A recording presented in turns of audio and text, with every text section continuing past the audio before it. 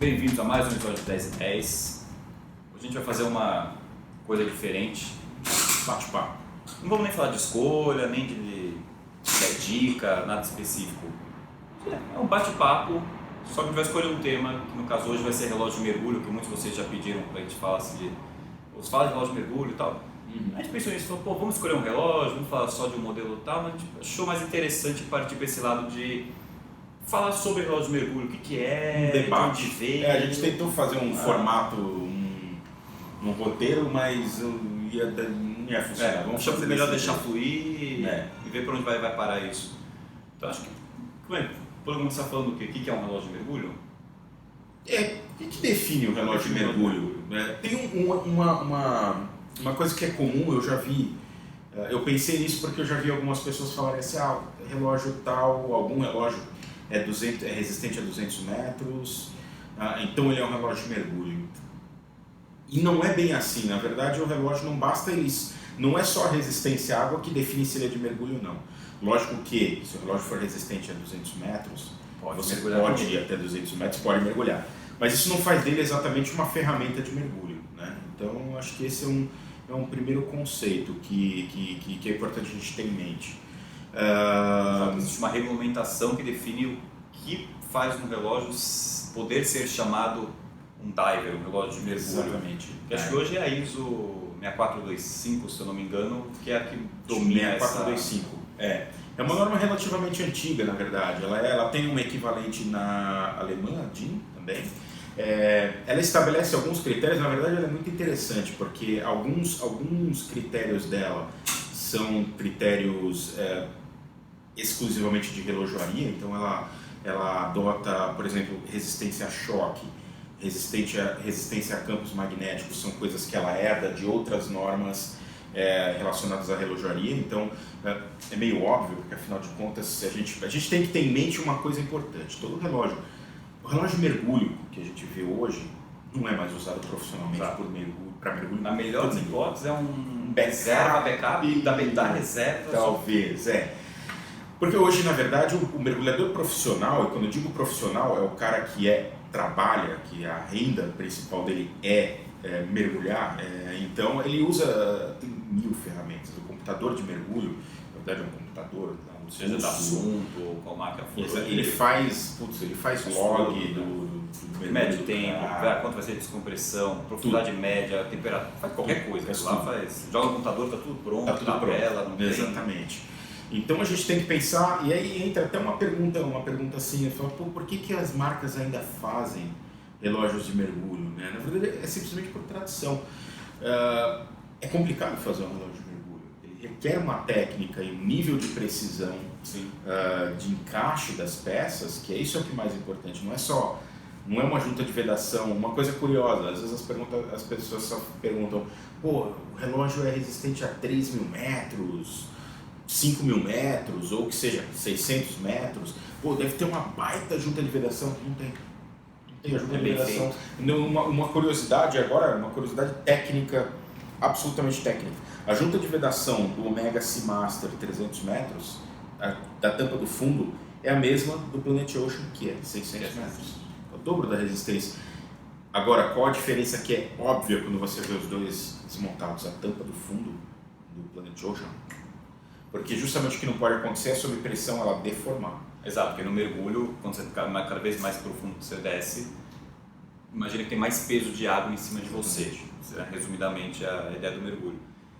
Então você está com um relógio a 600 metros, você está com 60 atmosferas de pressão em cima do relógio.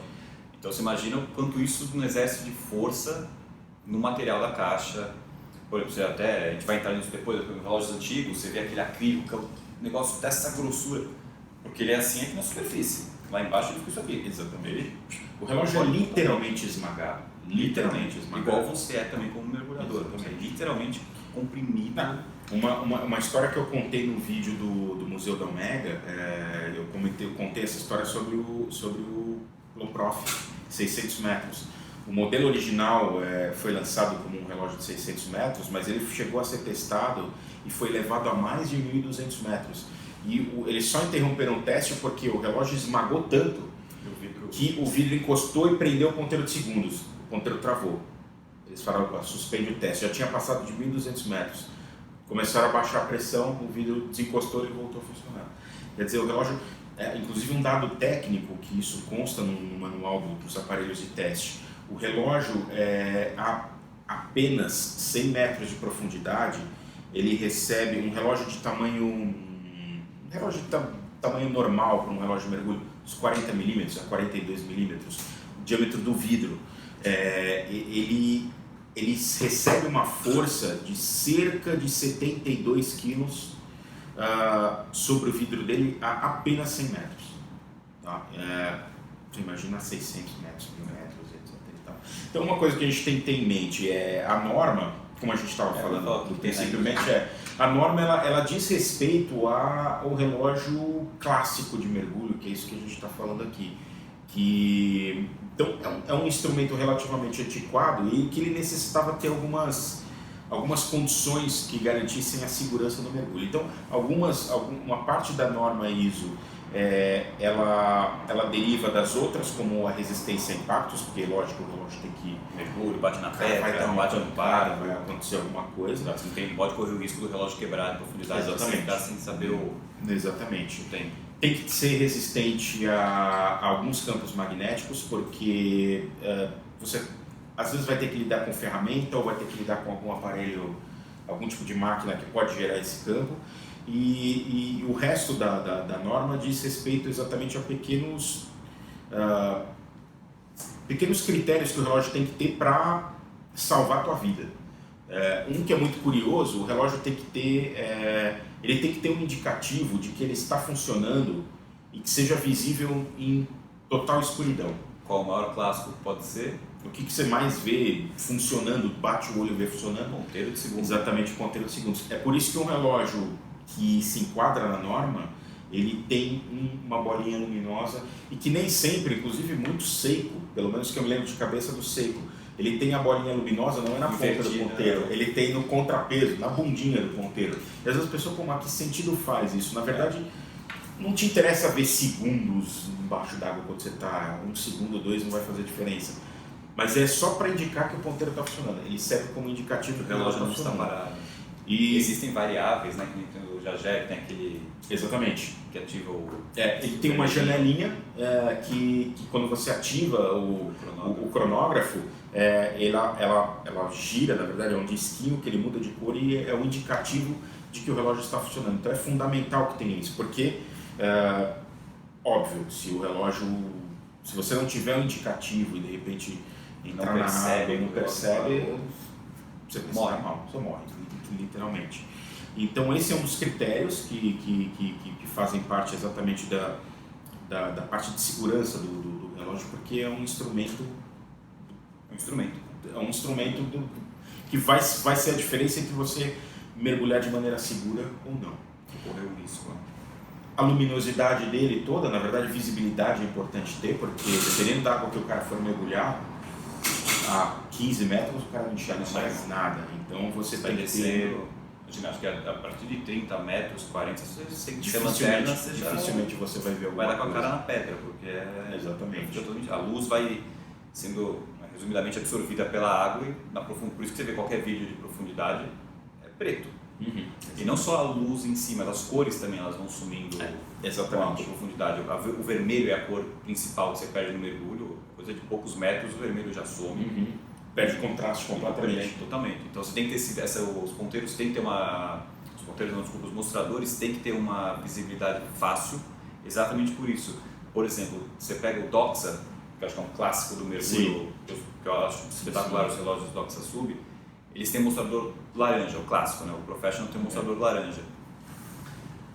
Só que isso é basicamente para a superfície, porque você começa a descer com o relógio a 10 metros, 20 metros, que seria o limite de mergulho recreacional, esse laranja já não existe mais, já desapareceu. Mas o mostrador é feito de um jeito que o contraste das partes é óbvio, ele é visível, então você consegue bater no olho e entender o que está acontecendo. Então a cor não é tão específico, essa necessidade de tem que ser vermelho, amarelo. Exatamente. Não, porque no fim tudo fica azul. basicamente. Exatamente. Mas o que é importante é isso também, que faz parte até dessa necessidade do relógio de mergulho, é o mostrador ser visível, tem que ser a legibilidade dele tem que ser clara, não pode ter tamanho de ponteiro, uma coisa engraçada, não pode ter ambiguidade entre os ponteiros. Tem que ser ótimo, tem que ser lógico qual é o minuto. Exatamente. E qual é a hora, porque a hora não interessa, basicamente. Basicamente, não é. E por isso, e essa é a razão de que faz com que alguns modelos, e um dos clássicos que tem, eu preciso fazer algum esforço agora para lembrar se algum relógio apresentou essa característica dele, mas o Omega, o Seamaster Pro Prof, que tem um ponteirão de minutos laranja gigantesco. O Dox é depois dele, né? O Dox, mas são bem contemporâneos. São contemporâneos. E ele tem aquele ponteirão gigante e um ponteirinho de hora ridículo, que tem um luminosinho ridículo, só para dizer que tem. Então, porque realmente você não pode correr o risco de confundir um com o outro. Exato. Por quê? Porque uma das outras necessidades que tem que ter na norma é o bezel unidirecional para você marcar tempo decorrido. E você faz a leitura desse bezel comparando o ponteiro do minuto à posição que ele dá referente ao bezel. Então tem que ser muito óbvio, você não pode imaginar você olhar lá embaixo e achar que é o ponteiro da hora que está contando por tempo, você fala, tem mais 10 minutos, tem mais 20 minutos. Não, então por isso que é extremamente importante essa questão do ponteiro do minuto, que bate direto com essa outra necessidade na norma, que é o bezel unidirecional, que tem que ser unidirecional porque no sentido que ele gira, que é no anti-horário no caso, você nunca vai ficar mais tempo embaixo d'água do tempo que você está marcando, você vai ficar menos tempo. Então num acidente, você bateu o relógio e ele voltou, e girar, você vai voltar mais cedo, mas você vai voltar seguro. Então por isso que é uma coisa da norma, o relógio tem que ter esse bezel. Ele pode ser interno, alguns relógios têm um bezel interno, como o Longines Legend Diver, o Polaris tinha um bezel interno, ou mesmo os Vulcains antigos, tinha uma tabela interna que você media o tempo. Isso mesmo. Mas é uma necessidade, você tem que ter esse sistema de marcação aparente que você faz essa medição de tempo decorrido de mergulho. O que mais a gente tem na norma? Uma coisa que faz parte da norma, que é importante, que é isso, aliás, é um detalhe que muitos relógios modernos de mergulho não têm, e eu cito alguns, eu lembro de cabeça de imediato os Breitling, nem todos, por exemplo o Super Ocean não tem, que é um ponto luminoso no bezel. Tá? Até a referência então, você vai falar, você está falando que então o Breitling não é de mergulho? Claro que é de mergulho, mas ele não obedece rigorosamente à norma. Voltando ao que a gente falou, é importante isso hoje? Não, porque ninguém vai usar um Breitling daquele como até 1% de profissional, mas ele tem que ter esse ponto luminoso exatamente como referência dele, porque na verdade quando você faz a maneira mais usual de se utilizar ele, justamente pelo fato de que debaixo d'água provavelmente você vai estar numa escuridão total e você só vai ver a parte luminosa do relógio, você usa o 12 horas ou o triângulozinho ou a referência 0 do bezel como o seu limite de tempo. Então você sabe que você vai ver aquele luminosinho e você vai ver que quando o ponteiro chegar nele, deu o tempo que você programou como seu limite. Então faz parte da norma ter o luminoso exatamente no bezel. O que mais que tem a norma? Resistência a choque, a pancada, resistência a choque, magnetismo luminoso. Ele tem teste de resistência à oxidação. Ele tem que passar 24 horas numa teste de condensação também, porque ele tem que resistir a choque térmico, tá? Então ele tem que sofrer um choque térmico sem apresentar nenhum tipo de condensação. Por quê? Porque essa condensação pode prejudicar a legibilidade. Na verdade, a condensação, acho que a gente não está nem falando o risco é de prejudicar a máquina, não, é de o vidro embaçar por dentro e você não conseguir ver. Então é importante que ele tenha que ter uma resistência a isso envolve principalmente, na verdade, uma questão da vedação. É importante que a vedação, alguns relógios pode ter dentro da caixa, o SIM tem alguns modelos que tem dehumidifier. Exatamente, tem uma cápsula que retira toda a umidade de dentro do relógio, então você elimina praticamente a chance de ter problemas de condensação. Os antigos também tinham aquele mostrador que mudava que É um mostrador no centro do relógio, perto das 6 horas, que se exposto à umidade, ele mudava de cor. Ele mudava de cor. Você conseguia saber se tinha entrado umidade no seu relógio ou não. Isso então, mesmo. Exatamente para isso, para você ter essa noção do que está acontecendo. Então, isso é um requisito. Resistência a ambiente salino, óbvio, porque ele tem que permanecer pelo menos 24 horas numa solução salina que é considerada a mesma acidez da água do mar padrão, tá? Mesmo pH de uma água marítima padrão, sem apresentar nenhum tipo nenhum tipo de indício de corrosão. Mas não só isso, se ele tiver bracelete de metal, o bracelete tem que ser rigorosamente do mesmo material. Por quê? O contato entre, se você tiver dois metais que têm resistências à corrosão diferentes um do outro, num ambiente altamente corrosivo, um deles pode servir como o que se chama de cátodo de sacrifício, ou ânodo de sacrifício. Um desses metais que for mais corrosível, ele vai começar a perder elétrons para o outro e ele pode simplesmente colar. E é importante também que o pino de mola seja do mesmo material. É fundamental que o pino de mola do relógio de mergulho seja de aço inox. E tem uma parte também curiosa da norma. O pino de mola tem que ser resistente ele tem que passar por um teste de tração, e o pino de mola tem que ter uma resistência mínima, que é justamente para quê? Embaixo d'água enroscou, puxou o pino de mola na história, o teu relógio vai morar nas profundezas para o resto da eternidade. Então, é por esse motivo que os relógios de mergulho clássicos têm pinos de mola, os verdadeiros têm pinos de mola monstruosos, tipo o Rolex Submariner. É só comparar. Secos também. O seco é absurdo. Não, o seco é um fat bar lá, o negócio parece um lápis quase. O seco tem um vergalhão.